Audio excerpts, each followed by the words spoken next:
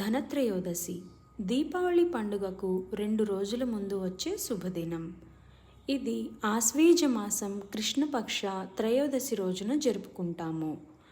అనగా ఈ నెల 18వ తేదీన ధనత్రయోదశి.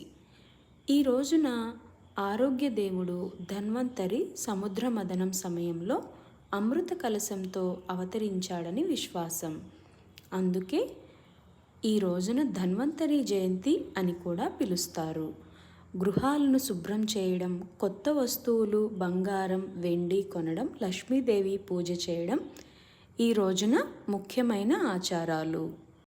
ధనత్రయోదశి రోజున లక్ష్మీమాతకు ప్రీతికరమైన పసుపు గవ్వలను కొనడం చాలా మంచిది. అమ్మవారికి ధన్వంతరికి పూజ చేసి ఆరోగ్యం ఐశ్వర్యం శుభం మనందరికీ కలగాలని కోరుకుందాం.